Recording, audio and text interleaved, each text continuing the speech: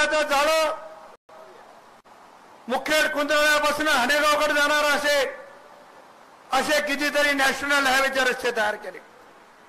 साहेब, आपल्या कानावर हा विषय पूर्वी घातलेला आहे। हैदराबाद पासून देगलूरच्या सीमेपर्यंत 4 लेनचं काम झालेलं आहे, पण देगलूर पासून नांदेड पर्यंत 4 लेनचं काम राहिलेलं आहे। तो बीओटी और केटी कन्स्ट्रक्शनला काम यापूर्वी अग्रीमेंट आहे।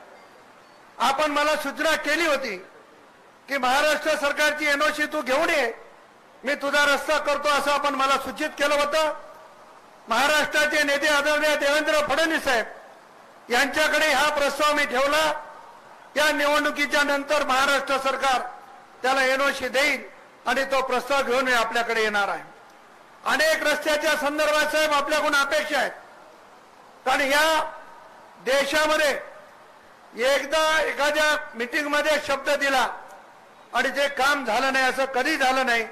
त्याच्यामुळे प्रचंड असा विश्वास आपल्या सर्वांवर आहे। रेल्वेच्या प्रश्नाच्या संदर्भात साबळे साहेब बोलले, अनेक मान्यवर बोलतील, त्या सगळ्या गोष्टीमध्ये मी जाणार नाही, परंतु जे जे प्रश्न म्हणून आहेत ते प्रश्न सोडवण्यासाठी जिल्ह्याच्या विकासासाठी आता अशोकरावजी चव्हाण साहेबांनी आम्ही एकत्र आलेलो आहोत।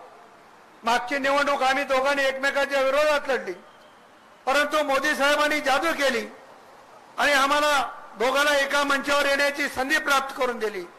मी आपल्याला एवढेच आश्वस्त करणार आहे की राज्यसभेला 2 खासदार केंद्राने दिले, नेतृत्वाने दिले, ते 2 खासदार आणि मी मिळून नांदेड जिल्ह्याचा विकास करण्यासाठी आमचा प्रयत्न राहील। खूप गोष्टी सांगण्यासारख्या असल्या तरी वेळेचं बंधन लक्षात घेऊन मी आपल्या सगळ्याला आग्रहाची विनंती करतो, मी प्रामाणिकपणानं इमानदारीनं या भागामध्ये काम करण्याचा प्रयत्न केला। बावनकुळे साहेब, या भागातल्या 50% गावात मी स्वतः या लोकांना भेटायला गेलेलो आहे। अनेक गावामध्ये निधी देण्याचं काम केलेलं आहे। चुकून जर माझ्याकडून काही राहिलं असेल तर उदाहरणार्थ मला माफ करा आणि उद्याच्या तारखेला आपण आशीर्वाद द्या, एवढी विनंती करून थांबतो। जय हिंद, जय महाराष्ट्र।